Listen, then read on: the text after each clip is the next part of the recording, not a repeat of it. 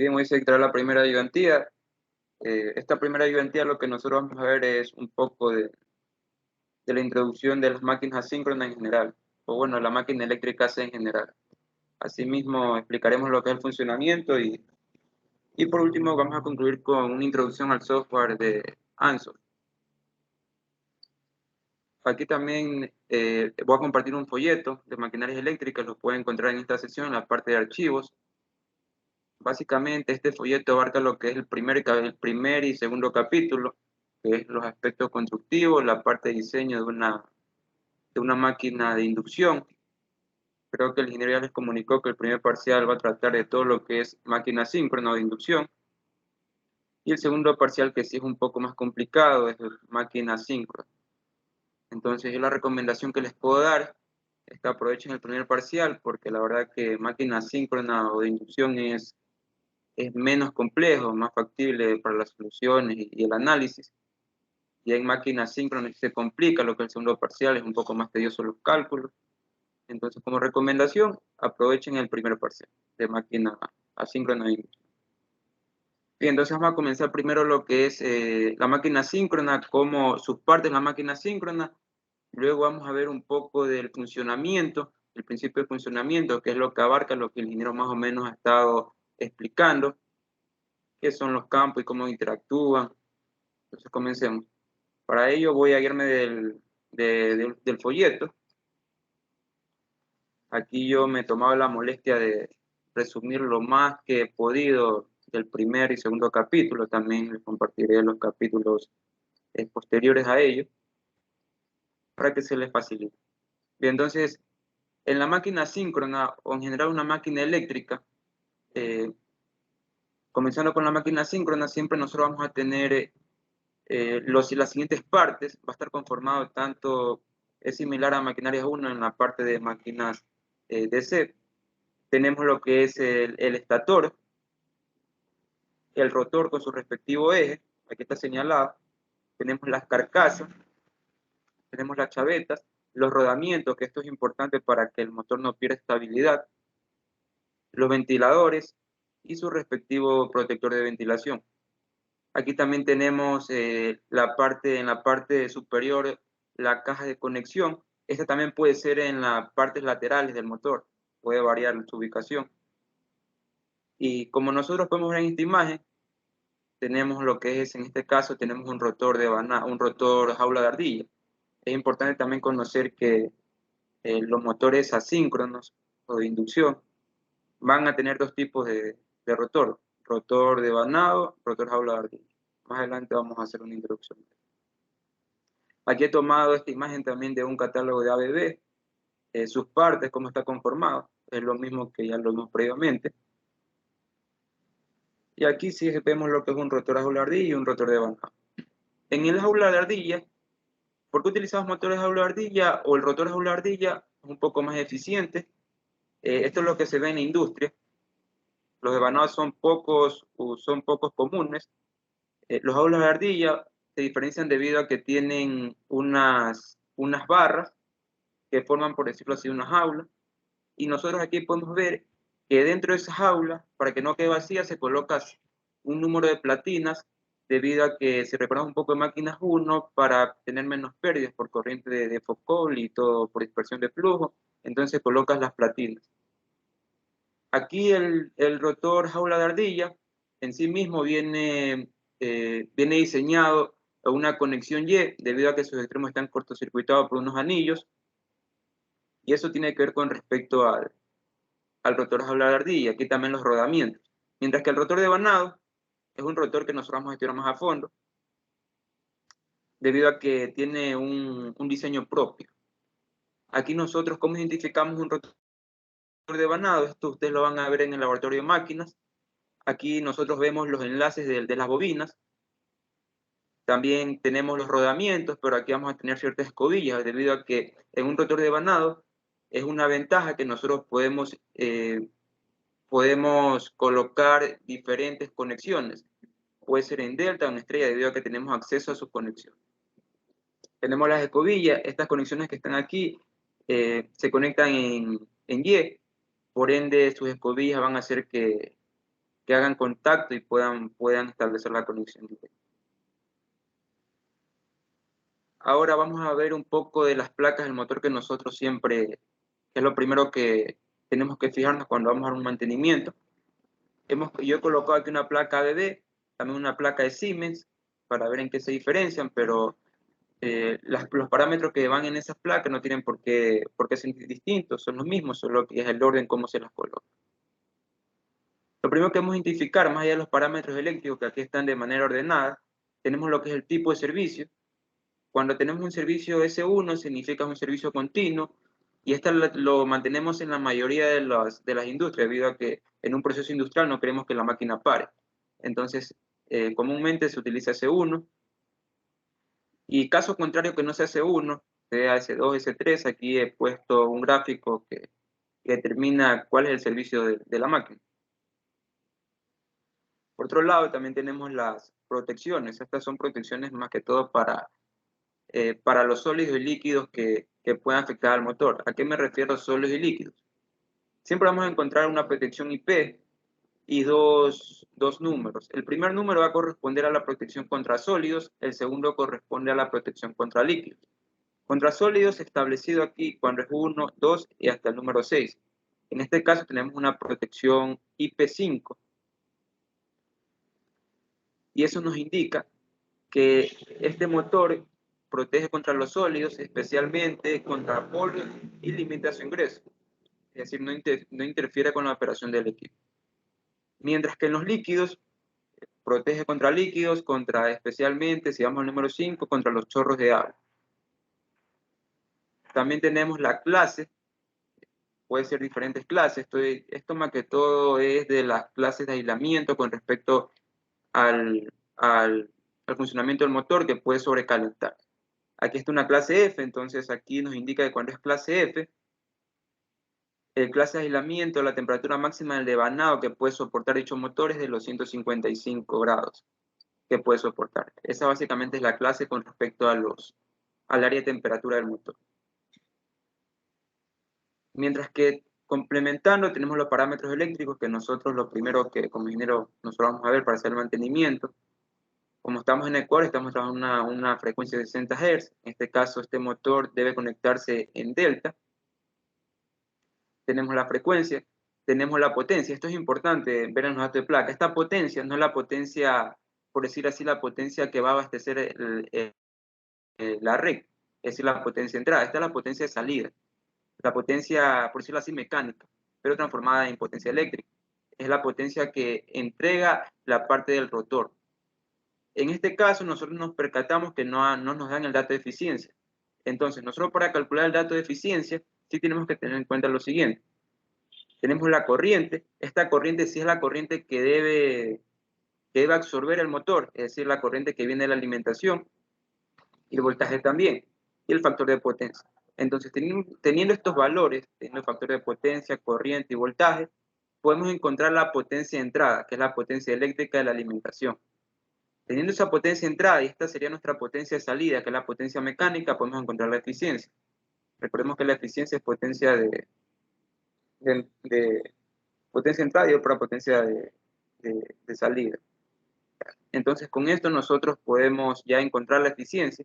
Esto nosotros podemos aquí, porque hay varios motores que no vienen con su dato de placa de eficiencia. En cambio, acá también he colocado de la misma marca ABB, aquí ya nos muestra la eficiencia en 91.4, pero a 50 Hz, como estamos nosotros a 60 Hz, 92.4%. Esto con respecto a los datos de placa. También me estoy olvidando algo muy importante, que es básicamente la categoría de corrosión. Esta categoría nos indica por sí que dependiendo dónde va a trabajar la máquina, por decirlo así, en qué ambiente va a trabajar la máquina, se va a escoger la corrosión del motor.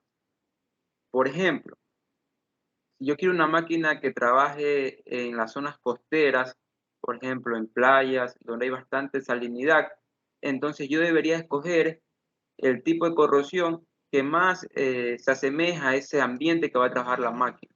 Aquí podemos ver los diferentes tipos de corrosión. Asimismo, si nosotros queremos trabajar, por ejemplo, en la provincia de Los Ríos, que es un poco, no hay salinidad, es un poco más neutral, ahí también podemos escoger los tipos de clase. Esto es importante debido a que si no escogemos o no, sí, más que todo escogemos la máquina adecuada, básicamente se va a dañar más rápido la máquina. Entonces hay que tener en cuenta todos estos parámetros. Y con respecto a los motores Siemens, aquí se presentan los datos de placa. Si vemos que ABB es un poco más ordenado con respecto a los parámetros eléctricos, en cambio Siemens es un poco más, bueno, es un poco más desordenado, por decirlo así. Hay que estar pendiente a lo que nos da la información. Aquí tenemos el factor de potencia, vemos que es un motor trifásico. Por ejemplo, aquí está la protección IP55. ¿Qué más nos muestra? Nos muestra la clase C3. En este caso, también es otra cosa importante, cuando no les muestre el tipo de servicio, que es si es S1, S2, se asume que es servicio continuo. Por ejemplo, en esta no muestra el tipo de servicio. Entonces nosotros asumimos que es S1. Aquí también tenemos otra placa Siemens, que este es un motor ya real. Aquí también tenemos lo siguiente, tenemos los mismos datos. Aquí ya nos muestra el servicio continuo. Y bien, entonces tenemos la clase y tenemos los parámetros eléctricos y C3 también corresponde al tipo de corrupción. Entonces, eso es con respecto a los datos de placa. ¿Alguna pregunta está ahí? Tommy, ¿alguna pregunta? Tú que estás presente. Cuando se refería a que no te dice el tipo de servicio, como habías dicho que se asume C1, ¿verdad? Exacto, se asume que es continuo. No, Ya, es que algunos datos de placa no te especifican si es S1, entonces se asume que es servicio continuo. ya, listo. Esto es lo que se debe saber, lo que corresponde a los datos de placa de la máquina. Bien, entonces los cálculos evanados. Para nosotros pasar a los cálculos evanados, ahí sí ya voy a profundizar un poco con respecto al funcionamiento de la máquina. Aquí sí ya involucra lo que el ingeniero estaba explicando de los campos magnéticos. Por ejemplo,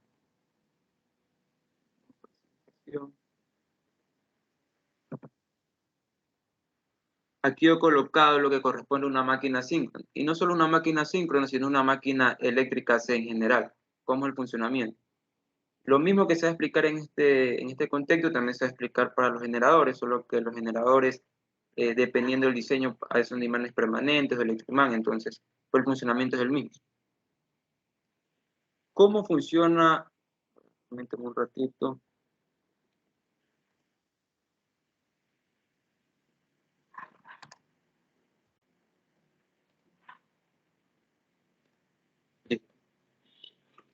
¿Cómo funciona en sí una máquina de inducción? ¿O cómo se da? Porque siempre nosotros pensamos, ¿verdad? ¿Cómo es posible que cuando una alimentación yo ingreso una corriente que fluye al estator, induzca una fe inducida y también un campo magnético giratorio y pueda rotar a la parte móvil que es el rotor? A veces uno dice por concepto, bueno, es por inducción y todo eso, pero más allá, siempre se trata de comprender en sí cómo es el funcionamiento en general. Bien, entonces, para ello nosotros tenemos que tener en cuenta ciertas cosas. Cuando nosotros tenemos una máquina en general, una máquina eléctrica, y nosotros inyectamos una corriente al estator, por ende, cuando nosotros tenemos varias bobinas, si nosotros recordamos algo simple, si esta es nuestra bobina, ingresamos una corriente cualquiera, este nos va a provocar un campo magnético, eso lo vimos en teoría electromagnética. Lo mismo si es por ejemplo, la manera más sencilla, un imán, esto lo vimos en física 3, de norte a sur, en teoría electromagnética también. Entonces, por ejemplo, cuando nosotros tenemos un electroimán, se va a crear un campo magnético.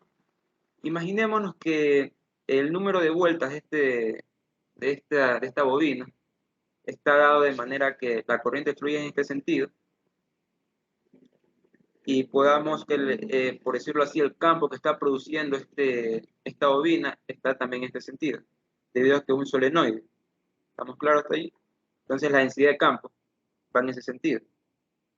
Mientras que nosotros recordamos, asemejamos también con el imán, siempre las líneas de campo siempre salen del norte a sur,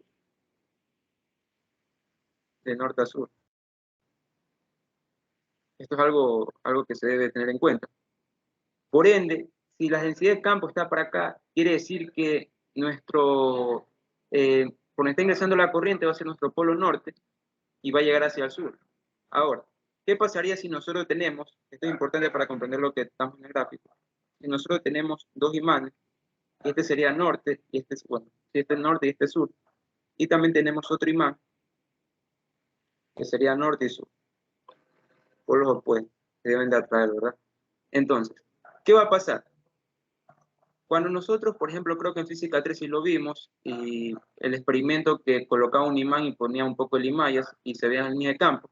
La línea de campo va en este sentido, bien llena en este sentido, de norte a sur. Pero cuando tenemos dos imanes separados, la línea de campo siempre va a ir de norte a sur, así mismo. ¿Y qué quiero indicar con este electroimán? Que nosotros, cuando tengamos en el devanado estatórico, vamos a tener varias bobinas, y cada bobina va a generar un polo norte y un polo sur. Y ese polo norte y ese polo sur es lo que me va a generar los polos de la máquina. Por eso es el análisis que estamos haciendo. Norte-sur. Esto me va a generar la densidad de campo. Ahora, si lo llamas a una máquina eléctrica general, por ejemplo, tenemos la fase A, B y C. En los demanados estatóricos va a ser varias bobinas en varias ranuras. Ese es el diseño. Por ejemplo, cuando se le daña un motor de arranque, ¿dónde lo llevan? Se funde el devanado, lo llevan a rebobinar. Lo mismo aquí pasa. Para hacer el rebobinar tenemos que saber cómo van a distribuir las bobinas en las ranuras. Ejemplo, si la corriente fluye en este sentido, de la fase A, analizamos primero la fase A. A ver, sí, esta es la alimentación. Listo, esta es la alimentación, ¿verdad? Si la corriente fluye en este sentido, quiere decir que en esta bobina que está aquí, la corriente está entrando por aquí, entonces mi campo que va a generar esa bobina va a ser la densidad de campo, la intensidad de campo también va a estar en este sentido. Debido a que es un solenoide, si nosotros arropamos en sentido de la corriente, va a estar hacia acá. Entonces, este va a ser mi polo norte y este va a ser mi polo sur. Esta corriente fluye, va hacia acá, llega hasta acá y va en este sentido. Y mi densidad de campo va a seguir siendo de esta manera. Y mi norte va a estar aquí y mi sur va a estar acá. Entonces, así es como se va creando los polos de la máquina. Como se están creando de manera que los polos son opuestos, cada bobina genera un dipolo. Entonces, dentro del estator, dentro del entrehierro, por decirlo así, se están creando los polos norte y sur de cada bobina. En este caso es de la fase A. Lo mismo va a pasar en la fase B. En la fase B puede ser que este sea norte y este sea sur. El análisis es el mismo con la corriente. El de acá puede ser que sea norte y este sea sur. Verlo de esa manera. ¿Ya? Ahora, ¿qué pasa? Que cuando nosotros tenemos diferentes bobinas y estamos trabajando con una corriente eléctrica C, estos polos van a ser intercambiados, porque debido a que estamos trabajando en corriente AC vas a tener diferentes direcciones. Esta corriente en este caso la tomé que iba hacia acá, pero esta corriente también puede ser hasta acá, hacia acá. Entonces, eso va a variar. Ahora viene lo que es el campo magnético. Si nosotros tenemos esto, este está induciendo un campo, pero ese campo, ¿por qué es giratorio? La pregunta es, ¿por qué es giratorio? Pues bueno, para entender por qué es giratorio, hay que plantear lo que es el teorema de Ferraz. Cuando un devanado polifásico me refiero a que puede ser de una o de varias fases, de varios polos, por decirlo de esa manera, varios polos, formado por m fases, es importante, formado por m fases idénticas, tal que entre dos fases consecutivas hay una separación de espacio 2 pi de m radianes eléctricos. Es alimentado por un sistema polifásico equilibrado de m corrientes desfasadas, el mismo ángulo, el mismo ángulo, en radianes, se genera en el entrehierro una FEN que gira a velocidad constante. Ese campo se llama el campo generado por el estator y va a girar a una velocidad síncrona. Ahora, para tenerlo más claro, lo que me están diciendo aquí es que yo siempre que yo tenga por ejemplo, un devanado de manera distribuida de manera geométrica equivalente a los grados eléctricos de la fuente. Por ejemplo, en un sistema trifásico nosotros sabemos que cada fase está desplazada a 120 grados entre ellas. 120 grados. Y estas bobinas geométricamente también están desfasadas 120 grados. Entonces, como el ángulo es el mismo y tenemos el número de bobinas son 3, son de 3 fases, y también la fase eléctrica son 3, entonces siempre se va a inducir un campo magnético giratorio. Lo mismo pasa para si sea de 4 fases y de 4, si hay 4 fases, tiene que haber 4 bobinas también desfasadas, el ángulo que se debe permitir para 4 fases. Por ejemplo, si es 4 fases, 360 dividido para 4. Ese es el ángulo entre ellas. En este caso, 360 dividido para 4 nos da un valor de 90 grados en 4 fases. Ahora, hay una sección cuando es bifásico. Cuando es un sistema bifásico, el ángulo entre las fases va a ser de 90 grados. Por ende, para que haya un campo giratorio, magnético giratorio, tiene que las bobinas también estar desfasadas 90 grados, ángulo geométrico entre ellos. Y de esta manera podemos nosotros afirmar que el campo que vamos a obtener es un campo magnético giratorio. Entonces, voy a borrar aquí para poder... borrador.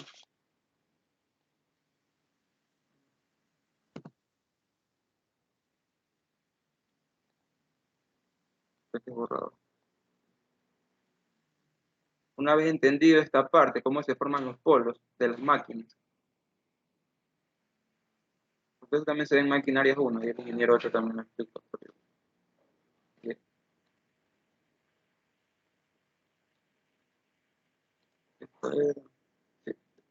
Ok, una vez nosotros entendido eso, cómo se forman los polos y por qué se forma el campo magnético giratorio, ya lo he resumido, esto es indiferentemente en todas las máquinas, ese campo magnético giratorio en las máquinas eléctricas. Ahora, cada bobina va a generar una densidad de campo. Recordemos que la densidad de campo es básicamente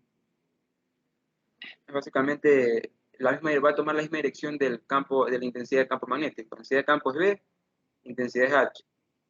Van a tener la misma dirección.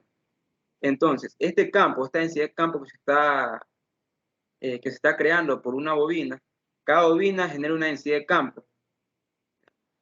Como tenemos 3 fases, va a haber 3 densidades de campo, que es la que en este gráfico animado están señalando. Por ejemplo, la flecha roja corresponde a la fase B, la azul a la fase A y la verde a la fase C.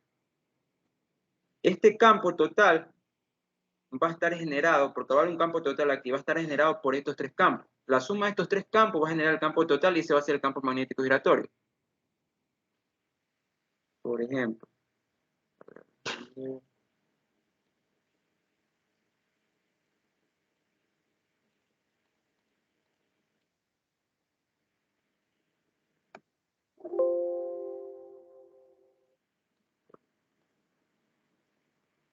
Por ejemplo, en esta pausa que se ha realizado aquí.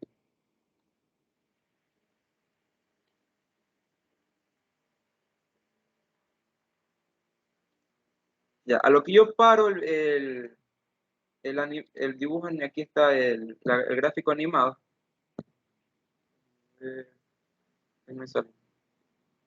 A lo que yo pongo una pausa, nosotros podemos notar que la suma de estos 3 campos, me va a generar el campo magnético total giratorio.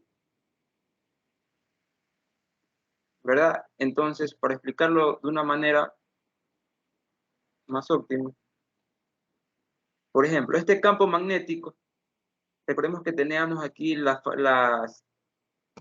las flechas están de este lado. Si nosotros tomamos una imagen, ponemos pausa, no puedo poner pausa en este gráfico, por eso lo voy a dibujar.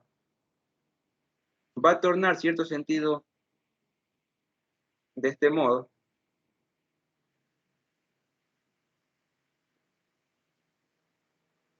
Cuando yo ponga pausa, los fasores o el campo, las líneas de campo, la dirección, va a quedar en ese sentido.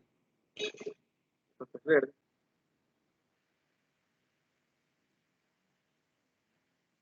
Como podemos notar, cuando yo ponga pausa, va a quedar en este sentido las densidades de campo. Para yo tener el campo magnético total, va a ser la suma de ellas. Entonces, si yo sumo esto, básicamente vamos a tener un campo magnético total, que es el campo magnético giratorio, lo voy a llamar B total, y ese campo magnético giratorio, al estar una máquina en secuencia, bueno, conectada adecuadamente, va a tomar una secuencia positiva, entonces ese campo B va a girar en este sentido. Y ese es el campo magnético total, y así es como se crea el campo magnético total. A veces nosotros solo entendemos, ya se crea un campo y listo. Bueno, aquí yo les he detallado cómo se crea un campo magnético total y por qué también es giratorio. Terminando con esta diapositiva, aquí ya he señalado que el campo magnético total, debido a la suma de los tres campos de cada bobina, que es el de aquí, el total, se presenta en un capture, como un capture de pantalla, y dibujado aquí el campo magnético total. Ahora, viendo el campo magnético total, la pregunta es cómo es posible que ese campo pueda mover al elemento móvil de la máquina, que en este caso es el rotor. Pues bien, este campo magnético,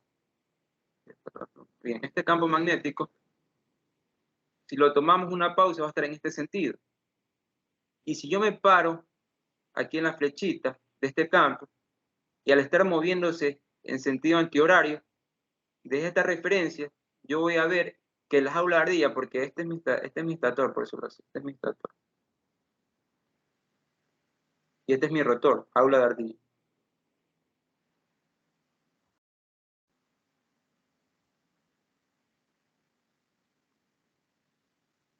El campo magnético generado por el estator, yo me paro aquí, yo voy a ver con respecto a esta referencia, que indiferentemente, antes que se mueva el rotor, en esta referencia yo voy a notar que esta jaula de ardilla se va a mover en este sentido, por eso he colocado en este sentido. Entonces va a ser mi velocidad. Recordemos que la fuerza eléctrica es igual a Q por B, producto punto. ¿Por qué quiero yo esto? Porque yo necesito demostrar cómo se está induciendo la corriente en la jaula de ardilla. Porque recordemos que para que haya un campo, para que haya una falla inducida,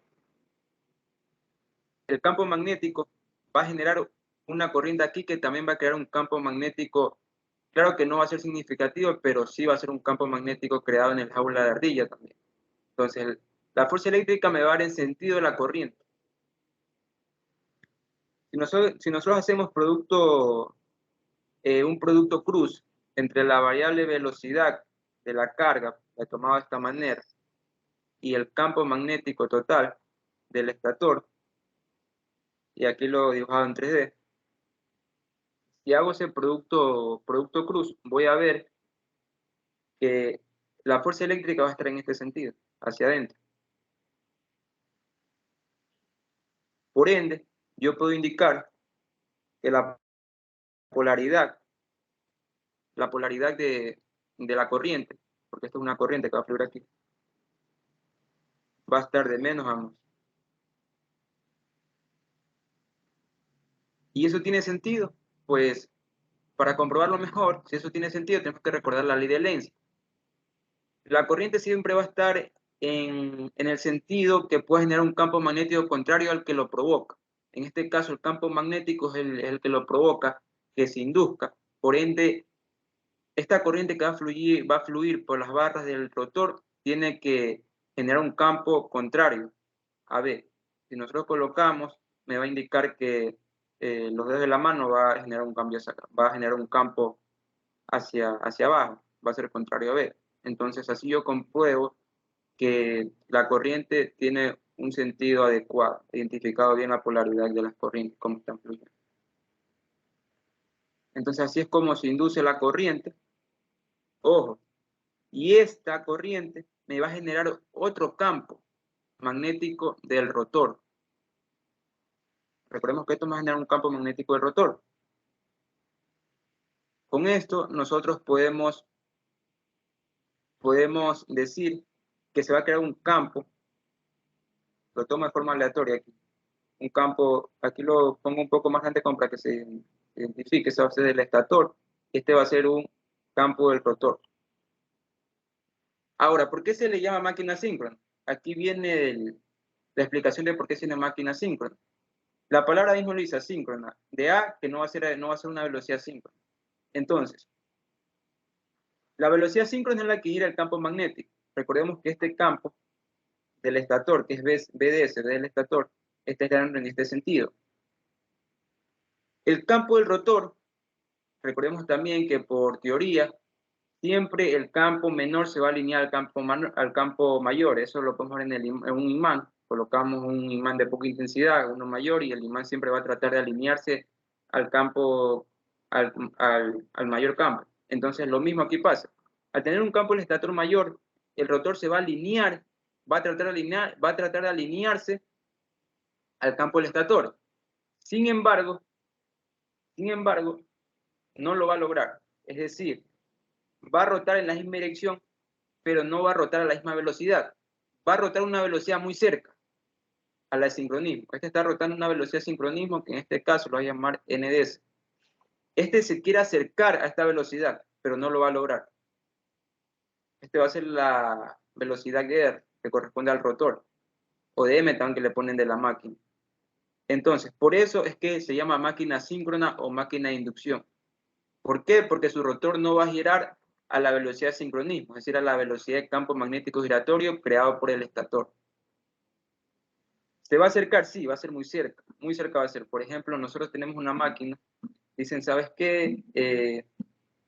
Hay una máquina de 4 polos, listo. Entonces, ¿la velocidad cuánto es esto? 120 por la frecuencia, que es 60 y para 4. De 1800 revoluciones por minuto. Ya, esta es la velocidad síncrona. Esta está girando el campo del estator. El del rotor va a ser aproximada a la velocidad síncrona, pero no la misma. Por ejemplo, la del rotor puede estar en los 1785, 1885, pero no va a llegar a la velocidad síncrona. Y así es como se demuestra el principio del funcionamiento de una máquina síncrona. Bien, una vez nosotros ya hemos explicado lo que corresponde a una máquina asíncrona, cómo es el funcionamiento, por qué el rotor gira. Recordemos que el rotor gira debido al campo magnético inducido, que eso crea un par y hace que el rotor se establezca su movimiento. ¿Alguna pregunta hasta aquí con respecto al funcionamiento de la máquina síncrona? Y no solo la máquina síncrona, sino de la máquina en general, porque lo único que va a cambiar es la parte del rotor con las otras máquinas. El estator se va a mantener lo mismo y va a generar el mismo campo. ¿Alguna pregunta, Tommy? Creo que tú eres el único que estás presente. Bueno, los otros compañeros también están presentes. ¿Está claro o hay alguna pregunta con respecto al funcionamiento de la máquina síncrona?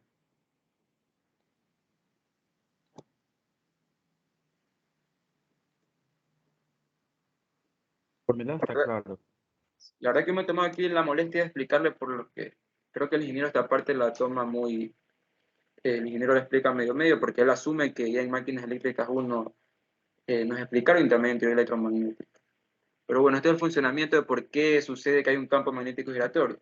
Entonces recordemos que un campo magnético giratorio siempre se va a formar siempre que tengamos el número de conductores, por decir si es un trifásico, tenemos los 120 grados eléctricos desfasados. Entonces la configuración del diseño del estator, cada bobina tiene que estar desfasada a 120 grados también geométricos para que se pueda cumplir ese campo magnético giratorio.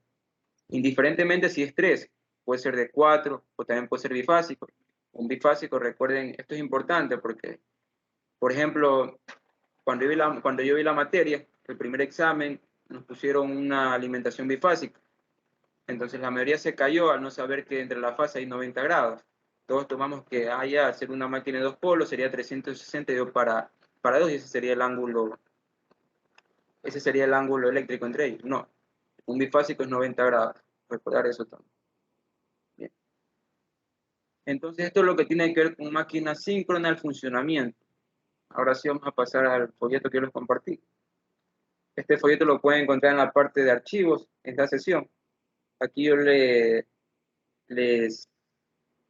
he hecho el resumen del resumen. Está bien explicado, la verdad. Hay cosas que a veces uno pasa por alto. Bien, entonces una vez que nosotros sabemos el principio de funcionamiento, ahora vamos al diseño. Nosotros queremos diseñar el estator. ¿Cómo nosotros diseñamos el estator? Pues bueno, para un hablar de ardilla no se puede hacer el diseño porque ya viene de fábrica.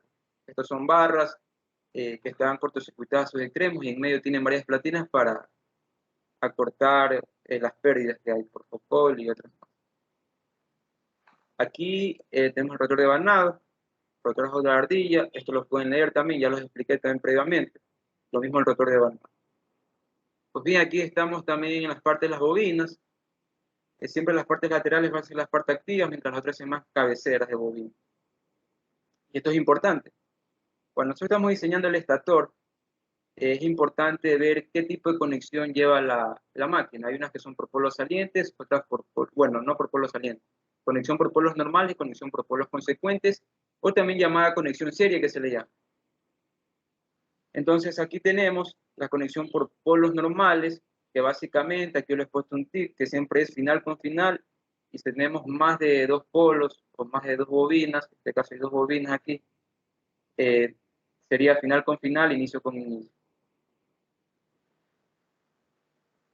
En las conexiones por polos consecuentes, es lo mismo, la conexión aquí es serie, en cambio, aquí es final con inicio, y ahí se mantiene final con inicio. Esto que está con amarillo es algo importantísimo también, es un amarillo importante. Por eso yo les explicaba cómo se generan los polos de la máquina. Esta es una de las razones. Siempre la parte que va a salir, por ejemplo, en este caso, a ver si yo puedo marcar aquí. A ver,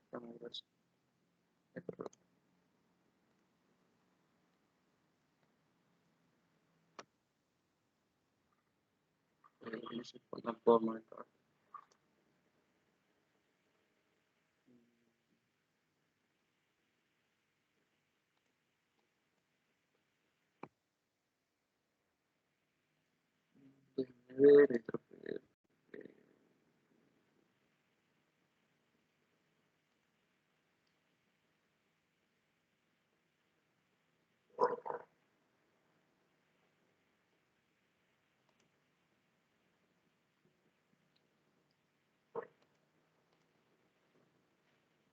Gracias. Pues bueno, aquí más que todo les va a hacer indicar. Si nosotros colocamos, porque yo estaba antes indicando cómo se generan los polos en la máquina, porque es importante que a veces en los exámenes, que todo el primer parcial, a veces el ingeniero pone diseñar un devanado, y aparte les indica colocar el sentido de la corriente e identificar los polos que genera cada fase. ¿Cómo yo puedo identificar los polos que genera cada fase? Es lo mismo que les expliqué en la parte de las bobinas, cómo se crea el campo magnético. En este caso, la corriente va en este sentido. Recordemos que todo conductor siempre va a generar un campo magnético a su alrededor. Si nosotros colocamos el dedo índice y cerramos, nos damos cuenta que la parte en este sentido, los dedos van a salir hacia afuera, van a salir. Entonces, siempre donde salen va a ser el lado norte. Y eso lo podemos comprobar por el imán también, otra vez el imán. Bueno, el imán tiene un polo norte y un polo sur. Las líneas del norte siempre salen hacia el sur. Entonces, por eso también se concluye que si de este lado sale, los dedos salen de este lado, entonces norte, mientras que acá están entrando. Si colocamos el dedo índice y cerramos, este sería el sur. Y así vamos identificando los polos que está generando cada fase. Esto es importante, como le indicaba, en el examen pueden que lo pongan. Bien, tenemos los tipos bobinados, los devanados de corriente alterna, de ranura semicerrada se clasifican en dos tipos. Esto también es sumamente importante. Tenemos los devanados concéntricos, o también llamados semicoronas, y los devanados excéntricos, también llamados imbricados. Más allá de la teoría de lo que estamos viendo ahorita, físicamente, cuando se utiliza un concéntrico y un excéntrico. Los concéntricos dependen cómo es el motor. Básicamente, los concéntricos nosotros lo podemos ver en un motor que sea de manera alargada, pero verticalmente. Por ejemplo, si yo tengo un motor así, y aquí está, por ejemplo, la parte, bueno, todo el mecanismo, y luego también tengo un motor que es así, cambios alargados horizontalmente. Pues bien, en este tipo de motor, que es robusto, pero hacia arriba, está creciendo hacia arriba, se encuentran los devanados concéntricos. Mientras que los devanados excéntricos, debido a que la estructura de esos devanados están de forma continua a lo largo del eje horizontal, entonces vamos a encontrar en los motores que son alargados de manera horizontal dichos devanados excéntricos. Eso con respecto a los concéntricos y excéntricos. Y hay que tener cuidado en su diseño porque, por ejemplo, los concéntricos son sumamente más fáciles de hacer los cálculos, hacer el diseño, los excéntricos un poco más tediosos. Lo vamos a ver.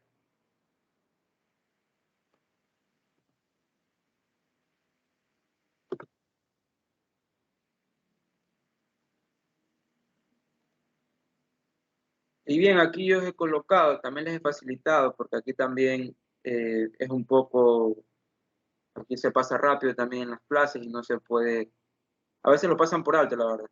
Pasan por alto porque piensan que no es importante, debido a que el dinero pasa un poco rápido estos temas, y dicen, no, tal vez no vaya en el examen. Pues sí va en el examen. Este es uno de los temas que siempre, bueno, en el 2021, el primer PAO, salió un tema de esto, mezclado con lo que es el campo magnético y la fe. Es importante, aquí los he colocado unos pasos más adelante. Pero primero también he identificado las variables que vamos a trabajar con respecto a los que se corresponde a diseños de vanado. En este caso, a Q lo vamos a llamar el número total de ranuras de la máquina, a M el número de fases, 2P el número de par de polos. En los libros aparece 2P como el número total de polos. La verdad que no le encuentro sentido, por eso yo lo he colocado de esta manera. Y P el número total de polos. Q el número de ranuras por polo y por fase, o el número de bobinas por el grupo de ranuras. B el número de bobinas totales del devanado trifásico, es decir, todo el devanado, todo el estator va a estar conformado por un número de bobinas total. G es diferente a esto, es el número de grupos de bobinas que componen el devanado trifásico. U, el número de bobinas que conforma un grupo. Y L, este L lo vamos a utilizar cuando son devanados, el diseño es concéntrico, es la amplitud de grupo, es decir, el número de ranuras que se encuentran en el interior de la bobina. Y de 120, este es básicamente la separación o paso del principio. Esto es importante también. YP, el paso polar, de 180. También es importante cuando vayamos a ver lo que son los devanados excéntricos, porque hay unos que son alargados, otros que son acortados. Y EDK también corresponde a los diseños de devanados excéntricos, que es el paso de ranura. Aquí ya es lo modificado de YDP, a veces se acorta o se alarga. Aquí son un poco de observaciones que los pueden ustedes leer, es importante también que lean. Aquí básicamente nos indican que Q también puede tomar valores enteros, por ejemplo, pero en este caso es algo, por ejemplo, si Q es un valor, no es un valor entero, se dice que es imposible diseñar. Solo que en la teoría, como ustedes saben, el papel también aguanta todo, entonces les ponen que también se puede diseñar con números que no son enteros. Bien, aquí yo he colocado los siguientes pasos, para que ni se pierdan, la verdad. Esto me tomó la molestia también de hacerlo. Pasos para los cálculos de vanados concéntricos, ojo con esto, concéntricos. Tenemos el paso 1. Primero encontramos el número de ranuras por polo y por fase. Luego el paso 2, que corresponde a B. Esto nos permite encontrar el número de bobinas totales del devanado trifásico. Y el paso 3, que nos permite encontrar el número de grupos de bobinas totales en el devanado trifásico. Ojo con esto. En este tipo de devanado concéntrico, aquí sí nos pueden pedir la conexión por polos normales o por polos consecuentes. Cuando nos piden por polos normales, G va a ser igual al número de los polos totales por las fases, que es 3. Y las conexiones de bobinas por polo consecuente que nos pueden pedir, o polos o conexión serie que le llama, esto va a ser igual al número de par de polos. Este 2P es el número de par de polos por el número de fases. El paso 4, encontramos aquí el número de bobinas que corresponde a un grupo. Y el paso 5, si es concéntrico, bobinas por polos normales, hacemos este le corresponde a la amplitud de ranuras o el número de ranuras que se encuentran en el interior, la amplitud que se debe respetar, por polos normales y por polos consecuentes. Y paso 6, que es el paso del principio, es decir, dónde se va a crear una bobina. Esto es importante también. Y el paso 7, que se trata de crear una tabla, eso lo vamos a ver cuando hagamos un ejercicio, que sí lo vamos a hacer hoy día, para que quede más claro, y luego terminamos también con la instalación del software, que eso el ingeniero me lo indicó por la mañana. Y bien, los pasos para los cálculos de un devanado excéntrico, de una capa o dos capas. Por si acaso estoy yendo muy rápido y quieren hacer una pregunta, háganlo nomás, o me avisan si estoy yendo muy rápido. Tenemos los pasos para los cálculos de un devanado excéntricos enteros, aquí recalco que es enteros, de una capa o dos capas. Una capa es capa simple, que también le llama, y dos capas es capa doble.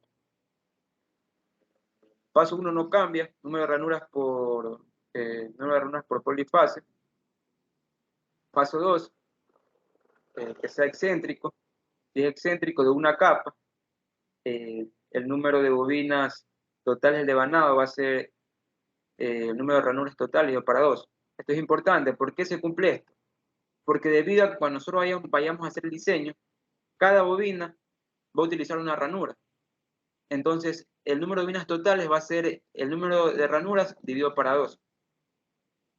Por ende, va a ser lo contrario a que si tenemos un excéntrico de doble capa o de dos capas. Aquí en este caso, en este diseño, cada ranura va a contener dos bobinas, dos conductores. Entonces, por ende, el número de bobinas totales va a ser igual al número de ranuras totales de la máquina. Y el paso 3, aquí también es importante recalcar que en los excéntricos comúnmente, la mayoría siempre se va a conectar por polos normales. Es decir, en el ejercicio no le van a decir se conecta por polos normales, sino que no le dicen nada, ustedes tienen que asumir que es por polos normales. Los excéntricos siempre se conectan por polos normales. Paso 4, esto es lo que les indicaba anteriormente, que vamos a trabajar con valores enteros. Debe ser entero, caso contrario no se puede realizar, no se puede hacer el diseño. Paso 5, buscamos el paso polar, y como estamos trabajando en devanados excéntricos, tenemos que tener en cuenta que si es una capa y EDP es impar, entonces el paso bovino o paso de ranura, que el ingeniero creo que lo llama YDB, yo lo he llamado YDK, es igual al paso polar. Si el paso polar es par, YDK, el paso de bobina, debe ser forzosamente una cantidad impar. Por ende, aquí se llama paso alargado o paso acortado. Por ejemplo, si YDP me da 6, y yo tengo, primero vamos con el de una capa. YDP me da 6. En el primer índice no entra, porque no es impar, tenemos un par que es 6. Entonces, si YDP es par, YDK debe ser forzosamente un número impar. Puede ser 7 o puede ser 5. 7 alargado, 5 acortado. Yo les recomiendo que trabajen con paso acortado. O los únicos que el ingeniero le indique trabajen con un paso alargado. Entonces, mi YDK sería 5. Con 5 yo trabajar. ¿Qué pasa en los desvanados excéntricos de dos capas? Aquí es todo lo contrario. Si YDP yo obtengo una cantidad par, entonces mi Y de bobina, que es Y de paso de bobina, va a ser el Y de paso polar. Si YDP me da una cantidad impar, por ejemplo 7, entonces mi paso de bobina debe ser forzosamente una cantidad par. En este caso les recomiendo que trabajen con un alargado. Sería 8, yo trabajaría con 8 para mi ejercicio. Paso 6 no cambia, paso principios. Y paso 7 la tabla de principios que se las hace. Con esto hemos terminado lo que corresponde a los cálculos de Banach. Ahora vamos a hacer un ejercicio para que quede más claro y continuamos con la instalación del software, que usted creo que tiene un deber ahí. Aunque aquí yo les he adelantado, porque el ingeniero todavía no avanza con los aspectos constructivos, pero yo les he adelantado como para que sepan de lo que se les está indicando. Esto de frente, ¿dónde lo vamos a hablar? De frente, ¿dónde lo vamos a hablar? Aunque ustedes los pueden leer también. Vamos a aquí he planteado algunos ejercicios, unos son tipos de exámenes, otros los he sacado también del libro. Eh, Vamos a trabajar con el de aquí.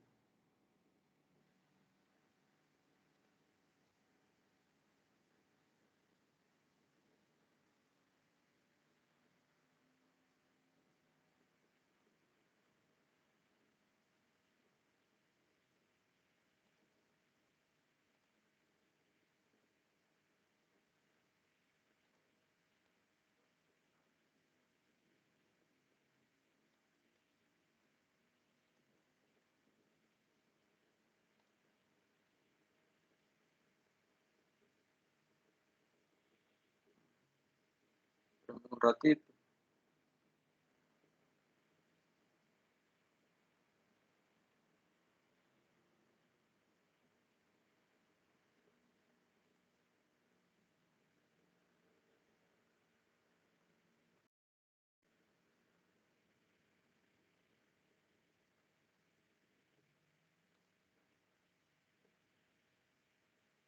Bien.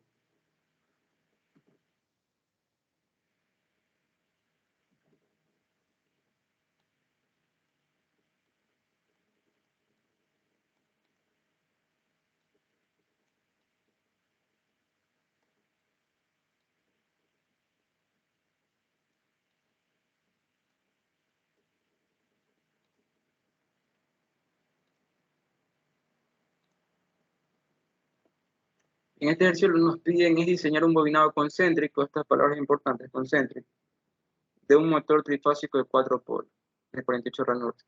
Para que ustedes puedan ver que todo se cumple, vamos también aquí a hacer un...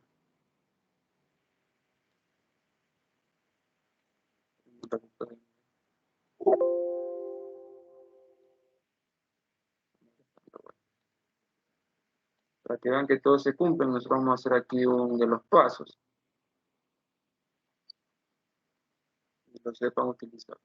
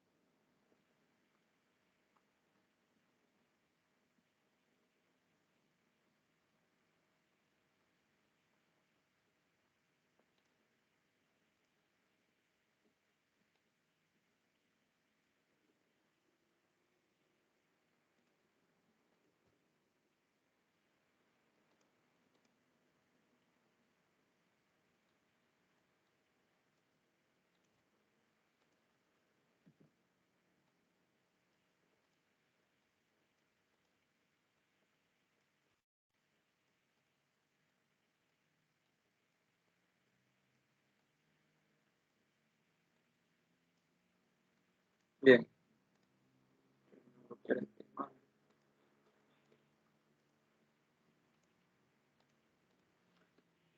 En este tipo de ejercicio nos piden diseñar un bobinado concéntrico de un motor trifásico de 4 polos de 48 ranuras. Entonces anotamos los datos.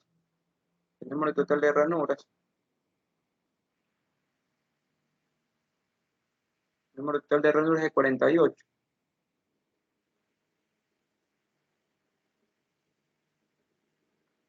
El número de polos totales es 4. El número de par de polos es 2. Tener una conexión por polos consecuentes, esta también le llaman polo serie, conexión serie. Indica el sentido de la corriente y los polos generados en el estator. Esto es por fase.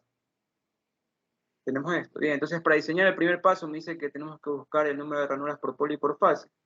Y esto es nada más y nada menos que el número de ranuras totales dividido para el número de polos. Para el número de ranuras totales es 48. El número de polos es 4 y esto es 3. Entonces, haciendo esa operación, nos quedaría un valor de 4. De 4.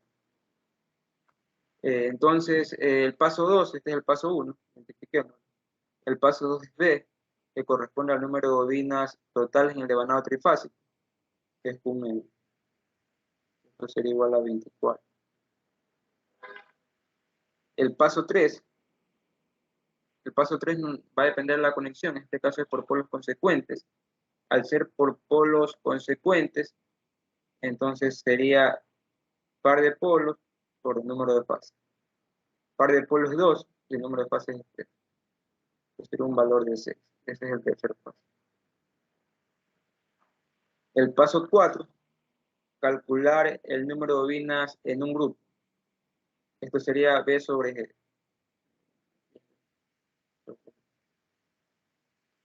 24 dividido para 6. Conexión por polo consecuente, vamos viendo si está bien. Polo consecuente. 24 dividido para 6. Esto nos da un valor de 4. Nos da un valor de 4. Es decir, cada devanado va a contener 4 bobinas. Es más, nos indica el paso 5 si es concéntrico. Vamos viendo cómo es por polo consecuente, la longitud o las ranuras interiores que va a haber, la separación de ranuras, va a ser de m menos 1, donde m es el número de fases, 3 menos 1 es 2, por u que es 4, sería 8. Es decir, la separación va a ser de 8 ranuras, este es mi paso 5. Y mi paso 6 sería el paso de principio, que es de 120. Esto es nada más que 120 dividido por el ángulo eléctrico, tal que el ángulo eléctrico es igual a P medios por el ángulo mecánico, donde el ángulo mecánico no es nada más que 360 para el número de ranuras totales, que es 42. Y eso me da un valor de 7.5 grados mecánicos. Por ende, el ángulo eléctrico me va a dar un valor de número de polos, sería 4, sería 2 por 7.5, de 15 grados eléctricos. Entonces, mi paso de principio va a ser igual a 120 dividido para 15. Eso me da un valor, 120 dividido para 15, de 8 ranuras. Este es el paso 6, paso principio.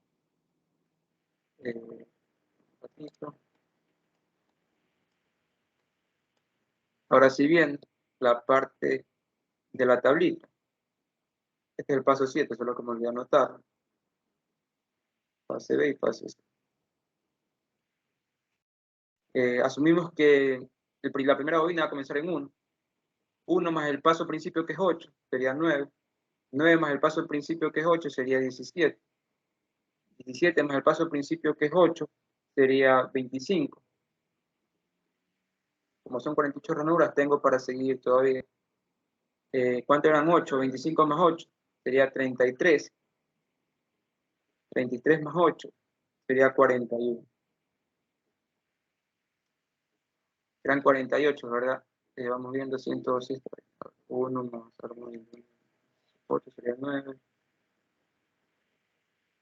9 más 8 sería 17. Bueno, aquí sería 33. 41. 41 más 8. Bueno, ya no se puede. 41 más 8 es 49. Entonces, solo hasta aquí nomás nos quedamos. Nos damos cuenta de esta tablita. Y ya lo que nos falta ahora sí es diseñar el devanado. Para hacer el diseño del devanado, déjenme hacer un poco más despacio. básicamente colocamos nuestras ranuras. Sería 1, 2, 3, 4, 6, 7, 8, 10, 11, 12, 13, 14.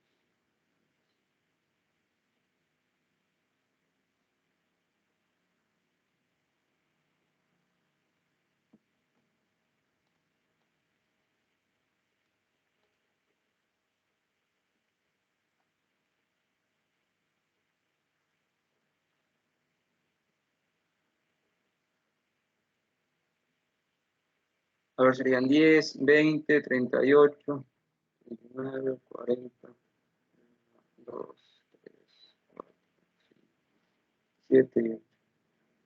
Bien, entonces, nuestro primer paso al principio va a ser en 1, aquí lo hemos modificado para la fase A, pero también es importante ver cuántas bobinas van a contener ese grupo. Va a tener 4 bobinas. Entonces, como este va a ser, por ejemplo, mi fase A, yo tengo que tener en cuenta que como va a ser 4, tengo que dar un espacio. Este va a ser 1, 2, 3, 4. Aquí va a terminar recién mi grupo de bobinas. Y de aquí para acá va a contar 8 debido a que, creo que son 8, ¿verdad? Déjame ver. Si L toma un valor de 8. Entonces, sería de aquí para acá contar 8 también. 1, 2, 3, 4, 5, 6, 7. Serían 12. Recordemos que L me va a dar la longitud que debe tener el interior de la bobina. Ahí. Este va a ser 8. Y ahí me lo borro, solo para que vean. Bien.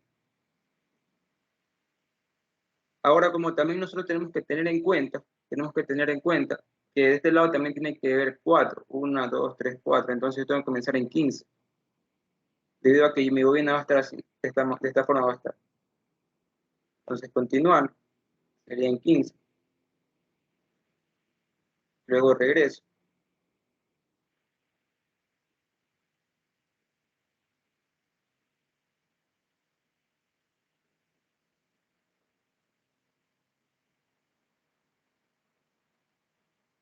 Eh, 1, 2, 3, 4, 5, 6. Bueno, aquí ya me comí una. Bueno, aquí déjeme borrar porque aquí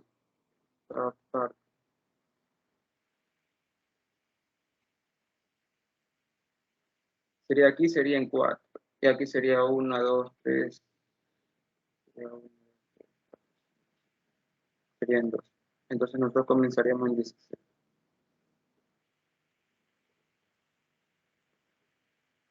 Sería en 16.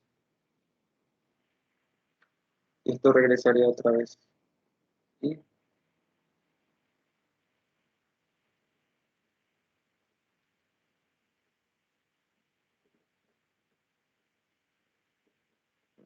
un poco.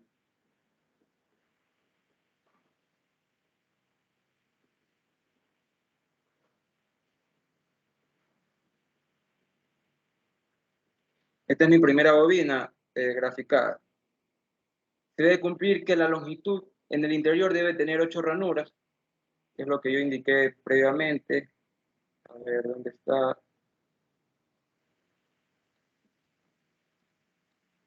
El cálculo que yo realicé de L, que aquí está, es 8. Debe ser de 8 ranuras en su interior. Y así voy modificando también las otras.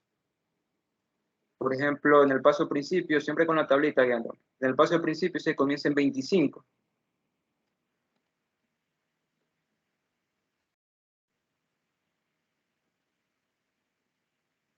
Comienza en 25. Este ejercicio lo vamos a ver hasta la uni 20. Igual vamos a repetir la próxima clase debido a que tengo que explicar cómo instalar el software. Comenzamos en 25. Y también contamos 1, 2, 3, 4. Y aquí tenemos que contar 8. 1, 2, 3, 4, 5, 6, 7, 8. Por ende, tenemos que contar 4. 1, 2, 3, 4. Ahora vamos viendo. Sería 1, 2, 3. Sería 25, ¿verdad? No me equivoco, la otra fase. Sí, el paso al principio sería en 25. viendo. Sí. ¿Saben qué, chicos? Este ejercicio lo vamos a terminar la próxima clase, porque tengo 15 minutos y necesito explicar el software que ustedes van a hacer en el deber. ¿Estamos o no estamos? Sí, Sí, porque necesito explicar, eso me dijo el ingeniero que yo creo que tenía un deber en ese software. o sea, ahí te puedo hacer una consulta Sí, rapidito de sí, lo que, dime, dime. la tablita que explicaste hace un momento para, ajá, Sí, el paso ahí, 7. sí, ¿con qué fórmula hacías para sacar Ya, eso ahí? mira. Sí, solo eso. El paso 7 me lo define el paso 6. El paso de principio, este es paso principio.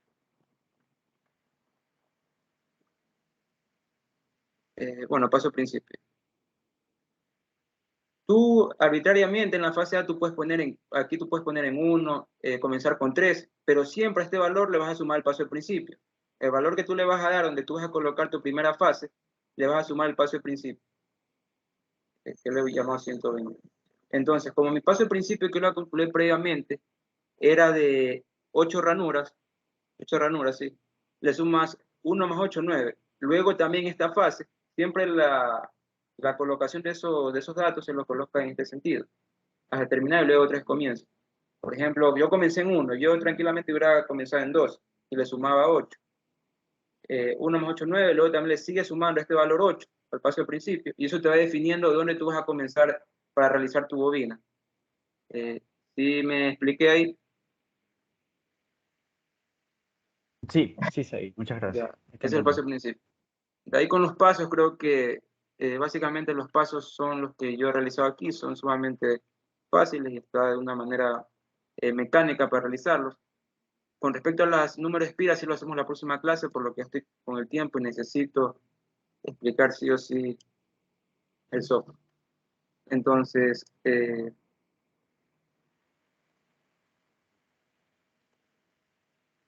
este folleto, para los que recién ingresaron, este folleto está en la parte de archivos. El software para instalarlo también lo va a subir aquí. Ojo que ahorita voy a explicar solo la instalación del software. Por la noche les voy a subir un video diseñando un ejercicio para que ustedes vean cómo realizar. Escritorio, escritorio,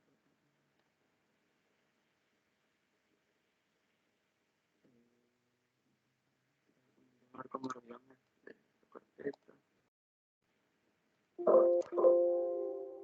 nos permite cerrar.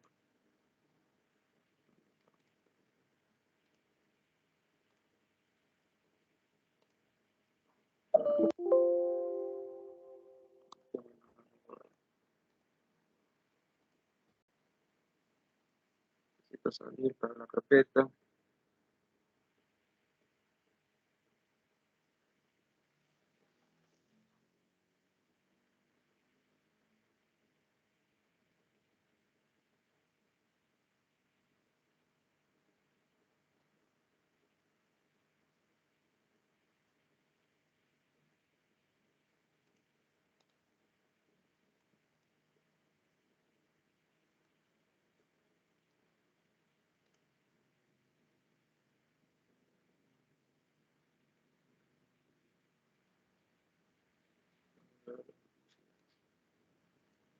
¿Saben qué, muchachos?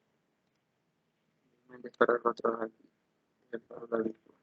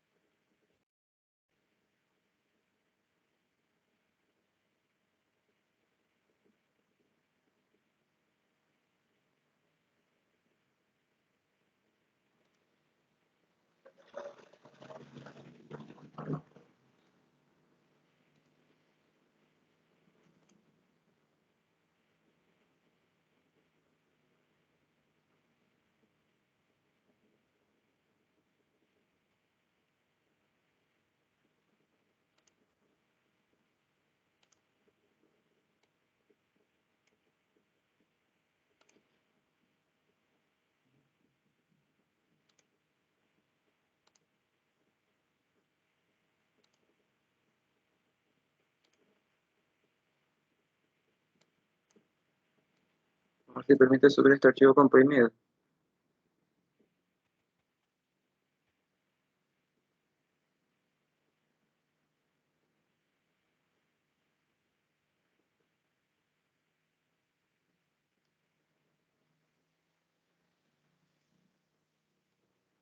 Listo, el archivo comprimido ya está subido en la sección de archivos, sección 1 también. Entonces, cuando ustedes están aquí, lo que tienen que hacer es básicamente extraer aquí, pero ya con la carpeta para que no se la subcarpeta no se le disperse en una sola. Entonces les va a aparecer esta carpeta que está aquí. Ustedes ingresan y en la parte de autorun ponen ejecutar como administrador. Por ejemplo, aquí vamos a hacer la prueba, pero tengo instalado.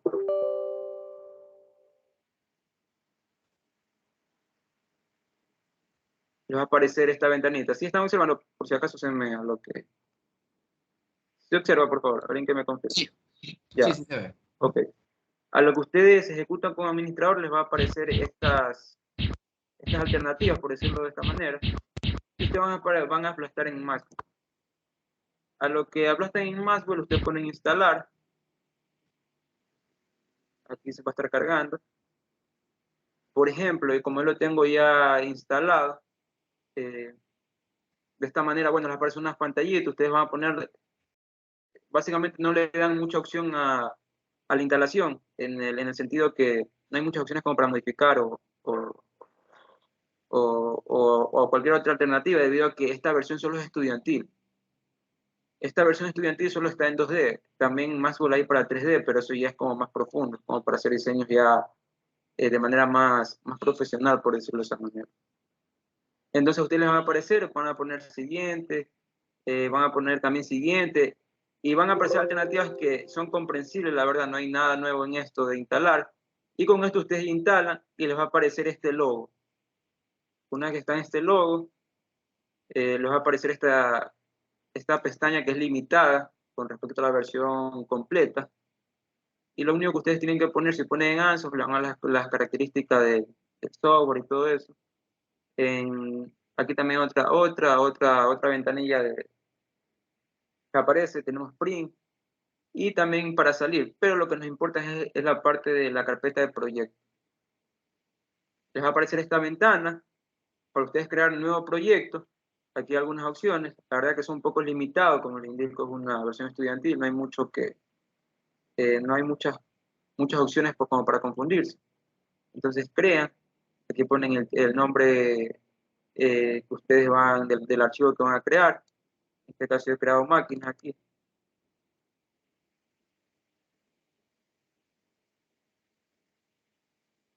Lo que cargue.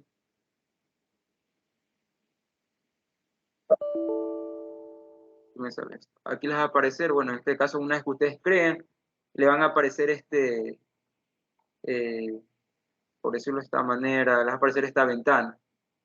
Ahora lo que ustedes tienen que hacer es definir modelo, draw model, por ejemplo, y les va a aparecer esta pantalla. Ahora yo me comprometo por la noche subirles un video haciendo una simulación de cómo ustedes deberían manejar.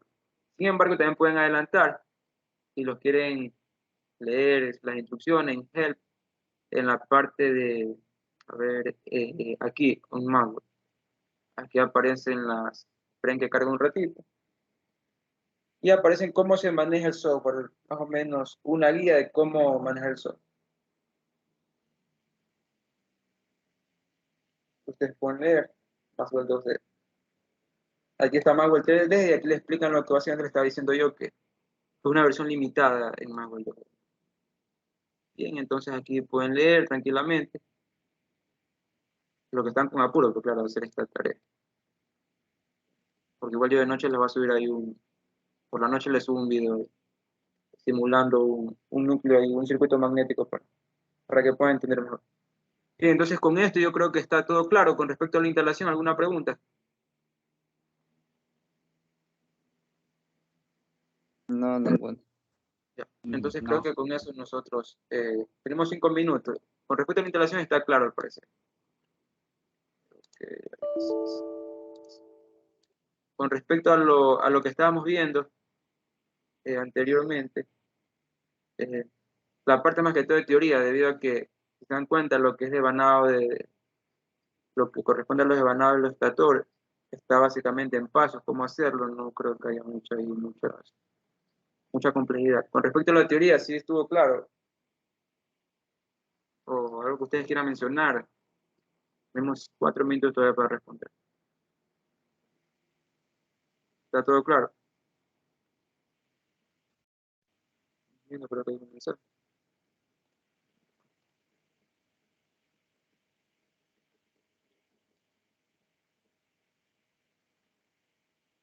Ricardo, creo que quiere hacer una pregunta. Ya dice que el ejercicio usó semicorona, ya. No confundirse, básicamente no en realidad tienen que decirle que es semicorona, si es corona, si es imbricado. Aquí básicamente, aquí ya nos da el ejercicio.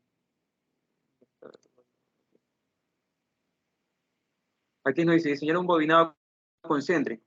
Cuando escuchamos la palabra concéntrico, básicamente lo que dice es semicorona. Recuerden que en la parte del documento está que se lo puede llamar concéntrico o semicorona. La verdad que en este tipo de banado no hay problema. Este tipo de banado es sumamente sencillo, como ustedes lo ven. El de banado imbricado, de capa simple, es un poquito más tedioso que el de aquí. El que sí se complica bastante y te toma tiempo es el de banado de doble capa. El de banado de doble capa sí es un poco más complicado. Los cálculos no tanto, pero sí el diseño, cuando se hace el bobinado. Ahí sí se complica bastante. Y bueno, creo que con eso, ¿alguna otra pregunta? Igual la próxima clase vamos a continuar haciendo este ejercicio debido a que el dinero todavía no avanza. Estoy más adelantado un poco con respecto a lo que está aquí. Y la próxima clase vamos a hacer que el día lunes también vamos a hacer con lo mismo. Vamos a resolver otro tipo de problemas que es de capa simple y de capa doble. ¿Alguna otra pregunta? ¿Alguna otra pregunta? Creo que con eso sí es la pregunta, Ricardo. Una pregunta, sí, los horarios de consulta contigo son los días miércoles y lunes, ¿verdad? Básicamente son las clases, pero también se pueden hacer las consultas. La verdad que no he fijado horario de consulta. El ingeniero no me indicó si había horario de consulta. Solo me indicó que eran las clases y también soy el encargado ahí de revisar las tareas. Entonces, cualquier pregunta con respecto a las tareas. La verdad que la primera tarea no tengo conocimiento de qué se trata, por eso no profundizo mucho, más que todo solo el instalador, ¿no? ¿Alguna otra pregunta?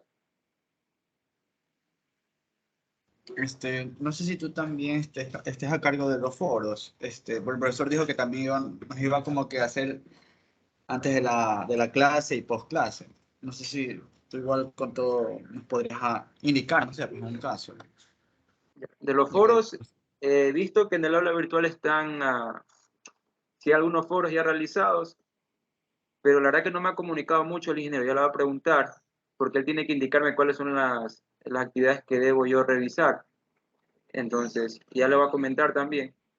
Y de ahí yo te pongo una pregunta. Pero más o menos los foros, ¿qué necesitas tu información para poderle preguntar al ingeniero?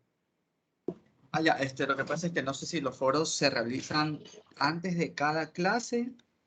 Esa es mi duda, si cada clase tengo que realizar un foro o, bueno, de lo que él ponga, pues, eso es lo que no estoy seguro. Bueno, entonces yo le voy a preguntar también de los foros y de las actividades también de algunas tareas y ahí yo te puedo responder. Pero si tienes la facilidad de preguntarle el día, creo que ustedes tienen clase el día jueves y viernes, pregúntale nomás, porque la verdad que el ingeniero en esa parte sí es bien dócil. Ya, listo, muchas gracias. ¿Alguna otra pregunta?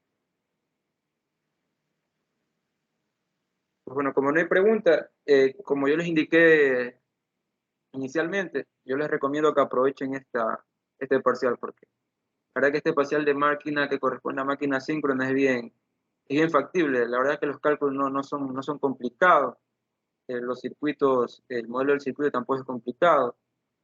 Entonces yo creo que aprovechen, porque en el segundo parcial sí se viene lo que corresponde a generador, a máquina sincrónica.